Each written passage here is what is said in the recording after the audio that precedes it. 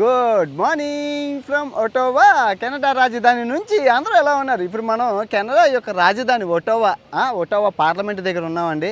So మీ అందరికీ తెలుసు, రాజకీయం ఎక్కడ పుట్టింది అంటే రాజధానిలోనే పుడుతుంది. అలాంటిది మనం రాజధానిలోనే ఉన్నాం. ఇక్కడ మంత్రులు, ఎమ్మెల్యేలు, ఎంపీలు, జడ్పీటీసీ, ఎంపీటీసీ, జిల్లా రాజకీయం మొత్తం అన్ని రాజకీయాలు చుట్టూ జరుగుతాయి. దగ్గర మనకి మొత్తం ఈ ప్రాంతం అంతా, చుట్టుపక్కల ఉన్న ప్రాంతం అంతా మొత్తం రాజకీయంతోనే ఉండిపోతుంది. సో మనం అందులోకి వెళ్ళకూడదు, కానీ అది మీకు చూపించాలి. చాలా అసలు రాజధాని అంటేనే అద్భుతమైన ఆర్కిటెక్చర్ కనబడుతుంది కదా. పార్లమెంట్ ఎంత అందంగా ఉందో. ఇంకా 3 పార్లమెంట్లు ఉన్నాయి, అవన్నీ చూపిస్తాను. చూసి ఎంజాయ్ చేయండి. ఫస్ట్ అయితే ఒక లైక్ కొట్టండి, వీడియోని పూర్తిగా చూడండి, ఎక్కడ స్కిప్ చేయకండి. ఓకే.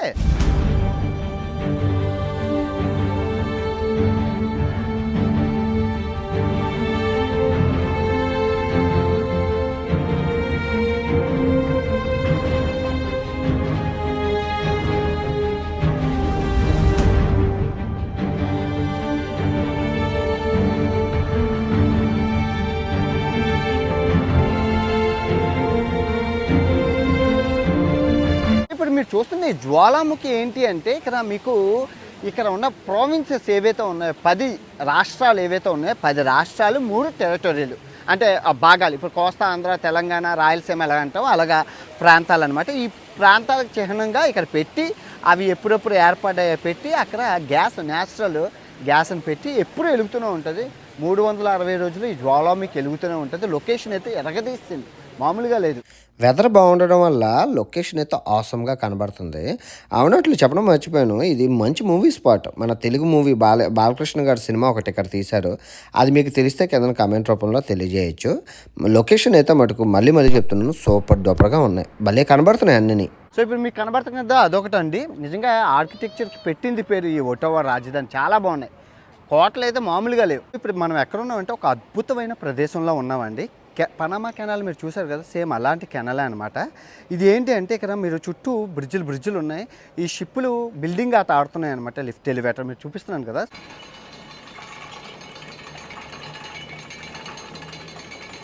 ఇక్కడ నుంచి వీళ్ళు ఈ షిప్ వచ్చారు. ఈ షిప్ నిండాక అక్కడ తర్వాత మీరు చూసుకుంటే ఇదిగోండి, అక్కడ. సో ఆ కొస నుంచి ఆ కొస వరకు భలే టెక్నాలజీ పెట్టారు. చాలా బాగుంది. అంటే చిన్న షిప్పులు వెళ్ళడానికి, పెద్ద షిప్పులకి ఏం కాదు. అక్కడ అన్నీ వెళ్ళిపోయాయి కదా, ఇది ఇస్తుంది చూసారా, భలే ఉంది నిజంగా. గ్రేట్. ప్లేస్లో ఇలా లాకులు ఉంటాయండి. ఈ లాకులు, గేట్లు, లాక్ సిస్టము, గేట్ సిస్టము అంతా పనామా కెనాల్ సిస్టమ్ అండి. సో ఇప్పుడు షిప్పులు అక్కడ ఉన్నాయి, అక్కడ ఉన్నాయి. సో ఇప్పుడు ఆ షిప్పులు ఇక్కడికి ఎలాగొస్తాయండి, ఇక్కడికి వచ్చి ఇక్కడ నుంచి ఎలాగ వెళ్తాయి అనేది చూద్దాం. ఓకే, బాగుంది, చాలా బాగుంది. ఇప్పుడు మీకు బాగా అర్థమవుతుంది, పైన నీటి మట్టానికి కిందనున్న నీటి మట్టం సరిపోదు. పైన నుంచి షిప్పులు అయితే కిందకి పడిపోతాయి. సో కిందనున్న నీటి మట్టంతో పైన నీటి మట్టాన్ని సరిసమానం చేసి షిప్పులు అయితే ప్రయాణిస్తున్నాయి. ఆ టెక్నాలజీ అద్భుతంగా ఉంది, భలే ఉంది. ఈ టైం ల్యాప్స్ అనేది భలే ఉపయోగపడ్డదులేండి. చూసారా, నీటి మట్టం సరి అయ్యేసరికి షిప్పులు వచ్చాయి. బాగుందా? వస్తుంది కదా ఆ షిప్ వచ్చేసి ఇదిగో మళ్ళీ ఆ కిందకి దిగి అక్కడికి వెళ్ళాలి. ఎంత బాగుందో ఆ షిప్లో ఉంటే ఎంత బాగుందో. నేను ఈ 2 షిప్పులు ఇప్పుడు ఇక్కడికి వచ్చేసాయి. ఇదిగో నీళ్ళు మళ్ళీ అక్కడికి వదులుతున్నారు. ఇప్పుడు ఈ నీళ్లు చూడండి, అక్కడ సరిసమానం అయిపోతే వెళ్దాం రండి. భలే ఉంది. నాకు ఈ లిఫ్ట్ అయితే చాలా బాగుంది. ఇప్పుడు మీకు ఇంకా బాగా అర్థమవుతుంది, ఎందుకంటే ఎక్కడం దిగడం 2 చూపిస్తాను. నిజంగా మీకు ఎలా ఉందో కానీ, నిజంగా నాకు చిన్న పిల్లలాగా ఎక్కి దిగుతుంటే షిప్పులు ఆనందానికి హద్దులు. నేను అక్కడ ఉండిపోయాను అనమాట. అందరూ నవ్వు, ఏట్రా ఎలా భలే గెంతుతున్నాడు అనేసి. చూడండి, నీటి మట్టం లెవెల్ అయ్యింది కదా. నీటి మట్టం లెవెల్ అయినంటే షిప్పులు వచ్చే మళ్ళీ నీటి మట్టం ఆటోమేటిక్గా కిందకి దిగిపోతుంది. భలే అబ్బాబ్బాబ్బా, అసలు నిజంగా చాలా అద్భుతంగా మంచి సరైన టైంకి వెళ్ళానేమో, అంతా రికార్డ్ చేయగలిశాను. సో మీరు అంచనాకి మీకు కనబడుతున్న జెండా బ్రిడ్జ్ గుర్తుపెట్టుకోండి. ఎందుకంటే మీరు అది గుర్తుపెట్టుకుంటే మీకు అర్థమవుతుంది, లేదంటే అర్థం అవుతుంది. ఏమండి, ఎందుకు ఇంత కష్టాలు అంటే, షిప్పులు ఇదిగో ప్రపంచంలో ఎక్కడా లేనన్ని నదులు కెనడాలో ఉన్నాయి. అన్ని కోట్లు ఆ షిప్పులు కొనుక్కొని ఇంట్లో పెట్టుకోవడానికి ఏంటి తప్పదు. కష్టమో నష్టమో ఇలా తిప్పుకోవాలి, అదే ఆనందం. $50,000 అండి. Nice man, luxury ship you have. So నాకు ఫ్రీ రైడ్ ఇస్తానన్నారు, వీడియో రికార్డ్ చెయ్యాలి కదా, అవ్వదని చెప్పాను. $80 million లగ్జరీ షిప్. బాగుంది. Nice man, thank you so much. Bye, అడియో. Thank you so much, man. It's great opportunity. నాకు అవకాశం ఇచ్చారు. ఓడి అమ్మా, ఎంత ఖరీదైన షిప్లోకి. Oh Indians likes free, thank you so much. Free అన్నారండి. చాలా thank you. What's your name by the way? Sylvie. Senor? Silvia. Senor Spanish? No. No, you know Spanish. We are from Canada. Canadian. We went a lot of time in Mexico. Oh, Mexico, you like it, That's huh? why Poquito España. Solo poquito.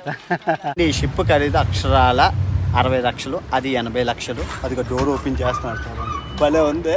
ఇప్పుడు మీకు ఇంకా బాగా కనబడుతుంది, ఇంకా బాగా అర్థమవుతుంది. నిజంగా ఎక్కడం దిగడం బాగా చూడండి. నిజంగా అక్కడ నేను నాలుగు మీద మచ్చలు ఉన్నాయి అన్నట్లు ఆంటీ గారిని అడిగాను అనమాట. నాకు షిప్ ఉంటే అంత బాగున్నావు, నేను ఎక్కి దిగుతును కదా అంటే ఇప్పటికే ఏమైంది, కెమెరా పెట్టుకొని వచ్చే లోపలికి అన్నది. అలా ఇంకా మనకు తెలుసు కదా, చనువిస్తే సంకన ఎక్కేద్దామని షిప్ ఎక్కిసాను. ఆంటీ గారు వాటర్ బాటిల్ దొబ్బిసాను, కోకోకోలా మొత్తం అన్నీ ఫ్రీ. సవకంటే మనం మామూలుగా ఉండదు మనతోని. పత్తి వ్యాపారం చేస్తే మరి సవగ్గా మంచి ఫ్రీ రైడ్ కొట్టేశాను. చాలా ఆనందంగా ఉంది, హ్యాపీ అనమాట. ఇక్కడ సిస్టమ్ ఎలా పనిచేస్తుందంటే, ఇద్దరు ఉండాలి. ఒకరు పట్టుకోవడానికి వచ్చేటప్పుడు, వెళ్ళేటప్పుడు తొయ్యడానికి, ఒకరు నడిపేవాడు. ఇద్దరితో పని ఒకరితో అవ్వదనమాట. సో ప్రైస్ వచ్చేసి షిప్ బట్టి, షిప్ సైజు బట్టి, అడుగు బట్టి, ఎన్ని అడుగులు ఉంటే అంత రేట్ తీసుకుంటున్నారు. అడుగుకి $10 అంట. సో దీనికి వచ్చేసి $40 తీసుకున్నారు. జర్నీ వచ్చేసి 2 గంటల జర్నీ. అండి ఫైనల్ డెస్టినేషన్ జర్నీకి అయిపోయింది. ఇదే last. Thank you so much. నిజంగా లక్కీ అండి. This for me shortcut. Just a moment, I will. Bye, see you. చాలా మంచి దంపతులు అండి. 200 సారీ చేస్తున్నారు. అన్నిటికీ గేట్ల పక్కన ఉంటే దీనికి పైన ఉంది, గేట్ పైన ఉంది. ఇదన్నీ ఇంకా నదిలోకి వదిలేస్తున్నారు, ఇంకో ఆప్షన్ లేదు. అక్కడ పడతారు ఆ నీళ్ళన్నీ. కష్టం బాగుంది. మనకి షిప్ ఎక్కించుకున్నారు కదా, బాయ్ చెప్దామని ట్రై చేసిన పాపం వాళ్ళ కంగారులో వాళ్ళు ఉన్నారు, బయటకు వెళ్ళిపోవాలి కదా.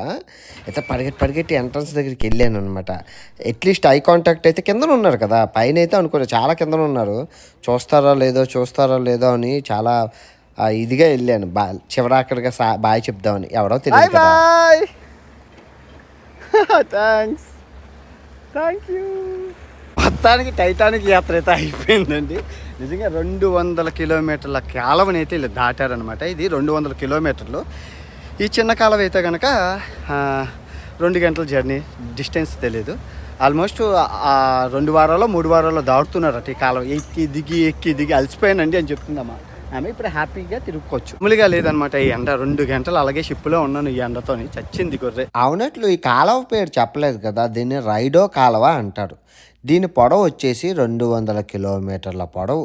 ఇంకో అద్భుతం చెప్పనా, మంచు పడేటప్పుడు ఈ కాలువని ఐస్ స్కేటింగ్ కింద వాడుకుంటారు. 200 కిలోమీటర్ల కాలువని కెనడా ప్రజలు ఐస్ స్కేటింగ్ కింద వాడుకుంటారు. సో మీ అందరూ అడుగుతుంటారు, ఏంటి మీరు గివేవేలు కొంటారు కదా, ఎలా పంపిస్తారు అని. సో డిహెచ్ఎల్ని నేను ఎంచుకుంటాను అనమాట. Good service. చూసుకుంటే ఇన్ని రకాల బాక్సెస్ ఉంటాయి. ఎప్పుడూను 6 బాక్స్ సైజు బట్టి నేను బాక్స్ నెంబర్ 4 టీషర్ట్లే కదా, బాక్స్ నెంబర్ 4 తీసుకుంటాను.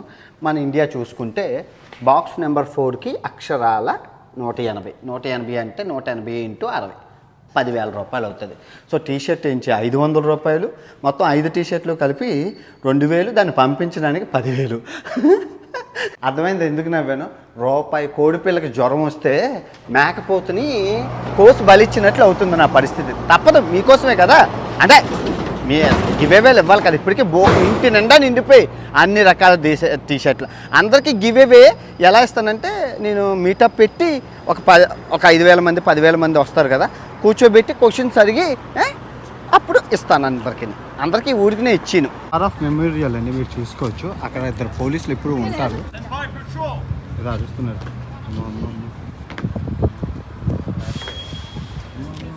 ఏదో చేస్తున్నారండి, భలే ఉంది.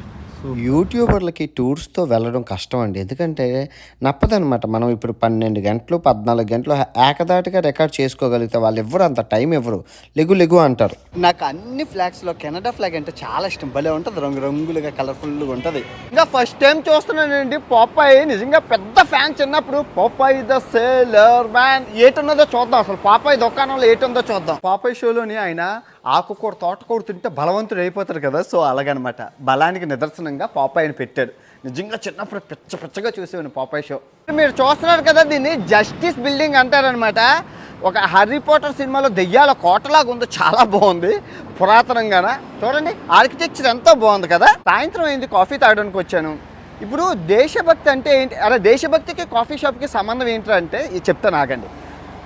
ఆగస్టు 15 వస్తే జాతీయ జెండా పెట్టుకొని భారతమాతకి జయ అని చెప్పడం కాదండి, దేశీయ సామాన్లు కొనుక్కోవడం, అది దేశభక్తి అంటే. కెనడా వాసులకి ఈ టిమ్ హార్టింగ్ కాఫీ అంటే చాలా పిచ్చండి. కిలోమీటర్ లైన్లోని క్యూలో ఉండి మరి ఈ కాఫీ కొనుక్కొని కాఫీ, బర్గరు, చిప్స్ అన్నీ, అంటే స్నాక్స్ అన్నీ, షార్ట్ అండ్ స్వీట్స్ అన్నీ అమ్ముతారనమాట. సో నేను కూడా కాఫీ ఇష్టమని మన సబ్స్క్రైబర్ 10 కాఫీలు తాగొచ్చు అనేసి ఇచ్చారు. జాతీయ జెండా పక్కి మొత్తం అంతా, అంటే పిచ్చిలకి ఎంత పిచ్చి అంటే క్యూలో ఉండి మరి కొనుక్కొని తినగలుగుతారు. ఫుడ్ కూడా చాలా బాగుంటుంది. మరి ఎందుకు ఫేమస్ అవ్వలేదో నాకు తెలియదు. మెక్డానల్డ్స్, సబ్వేలు, అమెరికా ప్రొడక్ట్స్ అన్నీ ఫేమస్ అయింది, కానీ టిమ్ హార్టిన్ మటుకు ఫేమస్ అవ్వలేదు ప్రపంచంలో. ఈ కెనడాలోనే ఉండిపోయింది.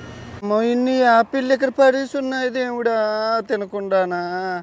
కెనడా తల్లి ఎందుకమ్మా ఎలాగా, అమ్మో అమ్మో అమ్మమ్మో, కెనడా తల్లి కుళ్ళిపోతున్నాయి. కెనడా తల్లి ప్రపంచంలోని అతివృష్టి అనావృష్టి అని చూసాం. ఇప్పుడు మనం కెనడా తల్లి దగ్గర ఉన్నాం. చూడండి యాపిల్ కుళ్ళిపోతున్నాయి, ఎవరు తినట్లేదు, కుళ్ళిపోతున్నాయి. అబ్బా అమృతాలు, ఇదిగో కుప్పలు తెప్పలు అమ్మా. కెనడా తల్లి ఓ తోపుడు బండి తెచ్చుకొని కెనడాలోని ఈ యాపిల్ అన్నీ ఏడుకొని అమ్ముకున్నా చాలరా నాయన, కోటీశ్వరుని అయిపోతాను. కెనడా తల్లి వాళ్ళకి ఈ ప్రపంచ యాత్ర కూడా చవకంటే. ఇదిగో 4 యాపిల్ మచ్చ కూర లేదు, ఫ్రెష్గా ఉన్నాయి. ఇదిగో 1-2 బ్యాగ్లో వేసుకొని హాస్టల్లోకి వెళ్ళి తినొచ్చు. హాస్టల్లో తినొచ్చు యాపిల్, మంచిది, హెల్త్కి మంచిది. యాపిల్ తింటే ఆరోగ్యం, డాక్టర్ దగ్గరికి వెళ్ళొద్దని ఎవరో చెప్పారు. నేను ఆరోగ్యమే మహాభాగ్యం. యాపిల్స్, పెద్ద యాపిల్. డాగు కూర లేదు, అదృష్టం. సో ఈ ఒట్టోవా రాజధానిలో దగ్గర ఒక 100 మ్యూజియంలు ఉన్నాయండి. కానీ అన్నిట్లో అతిపెద్దది స్పెషల్ అయింది ఈ కెనడియన్ నేషనల్ మ్యూజియం. దీని గొప్ప ఏంటంటే, అసలు మీ అందరికీ తెలుసు కదా, డైనోసార్లు రాతి యుగం కాలం నాటవని. సో అక్కడ 100 రకాల డైనోసార్లు ఈ కెనడాలోనే కనుగొన్నారు. ఎందుకంటే ఉత్తర ధ్రువం కదా, ఆర్కిటిక్ సర్కిల్ క్లోజ్లో ఉన్నది. సో 100 రకాల డైనోసార్లు కనుగొన్నారు. వాటి అస్థిపంజరాలు లోపల భద్రపరిచారు. సో అవన్నీ చూద్దాం. నేను ఎప్పుడు చూపించలేదు డైనోసార్స్ని, ఎందుకంటే 10,000, 20,000 సంవత్సరాల కాలం నాటివి కదా, అవి వెళ్ళి ఒకసారి చూద్దాం. ఓకే, వచ్చేసామంటే మీరు చూస్తున్నారు కదా, ఇవన్నీ డైనోసార్లే అన్నీని. ఇదిగోండి చూసుకోవచ్చు, ఇవన్నీ రకరకాల డైనోసార్లు ఇవన్నీ. ఇదిగోండి డైనోసార్ పియ్య, ఇదే దాచినవన్నీ ఒరిజినల్ అండి. ఇవన్నీ ఒకేసారి ఇన్ని రకాల అస్థిపంజరాలు చూస్తానని నేను కళ్ళ కూడా అనుకోలేదు, చాలా ఉన్నాయి. అసలు ఈ డైనోసార్లు అంతరించుకోవడానికి గల కారణాలు చూసుకుంటే, అంతరిక్షంలో నుంచి ఏదో పెద్దది వచ్చి భూమిని బలంగా ఢీకొట్టడం వల్ల విస్ఫోటనం చెంది ఇవన్నీ జీవజాతి డైనోసార్లు అన్నీ అంతరించిపోయాయని అంటారు. అప్పుడు ఒకే ఖండంగా ఉన్న భూమి ముక్కలైపోయి వేరే 7 ఖండాలుగా విభజించిందని కూడా అంటారు. మరి ఏ థియరీ రైటో మనకు తెలియదు. నాయన మామూలుగా లేవు ఇవన్నీ ఎలా తీసారో ఇక్కడ బాగా దొరికే మంచి కదా. సో ఇప్పుడు మీరు చూస్తున్నారు కదా, ఇప్పుడు నేషనల్ గ్యాలరీ ఆర్ట్ మ్యూజియం అనేసి ఒక దగ్గరికి వచ్చాము. ఇప్పుడు మీకు కనబడుతుంది ఏంటంటే క్యాథడ్రల్ అంటే చర్చ్కి క్యాథడ్రల్కి బసిలికాకి డిఫరెన్స్ ఏంటంటే, చర్చ్ చిన్నది, అంటే శక్తిపీఠాలు అంటాం కదా మనం, శక్తిపీఠాలు, గుళ్ళు శక్తిపీఠాలు, పుణ్యక్షేత్రాలు అలాగంటాం. వీళ్ళకి బసిలికా, తర్వాత క్యాథడ్రల్, చర్చిలు అలా ఉంటాయి అనమాట. అదిగోండి, అది ఓపెన్ చేసి లేదు, లోపల భలే ఉంటుంది. మ్యూజియం కూడా లోపలికి వెళ్ళి మనం చూడలేము అవి, కానీ పైనుంచి అయితే బాగుంది. ఇది కూడా ఉంది, లొకేషన్ అయితే సూపర్గా ఉంది.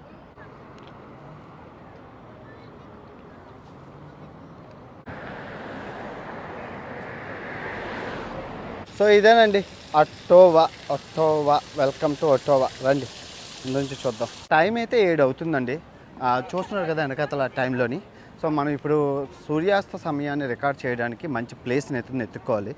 చెక్ చేశాను, చాలా ప్లేసెస్ ఉన్నాయి. ఎక్కడికి వెళ్ళి సూర్యాస్త సమయం అంటే వేరే ప్లేసెస్లో అయితే అవ్వడు. ఇక్కడ ఏంటంటే సూర్యాస్త సమయం 9 గంటలకు అవుతుంది కదా. సో అందుకే వేరే సిటీస్లో అయితే మనకు అవ్వదు, వేరే దేశాల్లో అయితే అవ్వదు. సో అందుకే నేను ప్రతిరోజు సూర్యాస్త సమయాన్ని మీకు రికార్డ్ చేసి చూపించడం కారణం ఇదే. సో ఇప్పుడు మనం బ్రిటానియా బీచ్కి అయితే వచ్చినాం. ఏంటి ఈ లేబర్ కట్అవుట్లు అనుకుంటున్నారా? మన కేసీఆర్ గారి తాలూకా అండి. మనం రాజధానికి వస్తే మరి ఆయన ఊరుకుంటారు, పంపించారు. ఏంటి సార్ ఎలా, ఎక్కడి నుంచి అండి? రామగుండం నియోజకవర్గం అదేనా? ఇంకా మామూలుగా లేదైతే. హాయ్ బ్రా, హాయ్ హాయ్ హాయ్. రండి అయితే మనం డ్రోన్ ఎగరేద్దాం, టైం ల్యాప్స్ పెడదాం. సన్సెట్కి భలేగా దొరికింది లొకేషన్. Let's go. బీచ్ ఇది చూసుకోవచ్చు, మొత్తం బికినీలు, వాలీబాల్, బీచ్ వాలీబాల్ మామూలుగా లేదనమాట. అదిగోండి మొత్తం అంతా బికినీలు, బీచ్ వాలీబాల్ మామూలుగా లేదు. సూర్యుడు మంచి ఉప్పు మీద ఉన్నాడు, భలే కనబడుతున్నాడు చూడండి, కోడిగుడ్లాగా. వెళ్ళి రికార్డ్ చేద్దాం, కింద నుంచి ఆడదాం కెమెరా. బాబ్బా మామూలుగా లేదుగా. Let's go. ఆనందం కేరింతలు, సంధ్యా సమయం మామూలుగా లేదు. అబ్బా ఆర్టిస్ట్ అందరూ ఇక్కడ ఉన్నారు, ఆర్టిస్టులు అందరూ బీచ్లోని చూసుకోవచ్చు. లొకేషన్ అయితే అదిరిపోయింది. మనం ఇక్కడ పెట్టేద్దాం టైం ల్యాప్స్.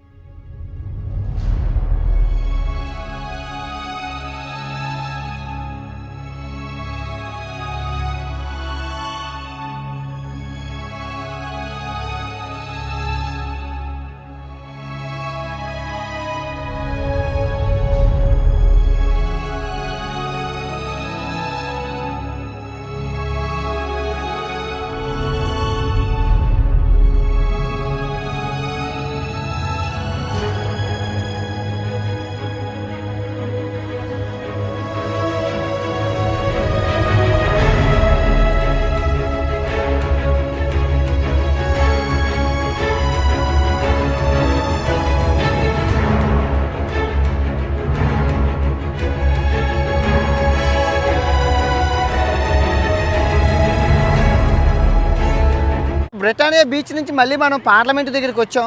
అదృష్టం ఏంటంటే ఈ రోజు నుంచే ఫైర్ వర్క్స్ ఏది తారాజువ్వలో గట్ట వెలిగిస్తారట. ఇంకా 5 నిమిషాలు వెలిగిస్తారు. టైం ఆల్మోస్ట్ 5 నిమిషాలతో ఒక 10 అవుతుంది. వెలిగాక చూద్దాం. తిరిగి చూసాక ఇంకా ఒట్టోకి ధన్యవాదాలు కలిపి మాంట్రియల్లోకి పోదాం. చూసుకుంటే నైట్ ఎంత బాగుందో చూడండి. ఇక్కడ ఆ వాతావరణం ఆహ్లాదకరంగా భలే ఉంది, చాలా బాగుంది. అక్కడ చూసుకుంటే ఫైర్ చూడండి, అలా చెప్పాను కదా 365 రోజుల్లో వెళ్తూనే ఉంటుందని ఫైర్. మార్నింగ్ చూసారు, ఇప్పుడు చూడండి ఎలా ఉందో లొకేషన్. ఇప్పుడు కెనడా యొక్క చరిత్రని పార్లమెంట్ మీద సినిమా రూపంలో చూడబోతున్నారు. అసలు కెనడా చరిత్ర ఏంటి అంటే, కెనడా చరిత్ర ఒక హోటల్ లాంటిది.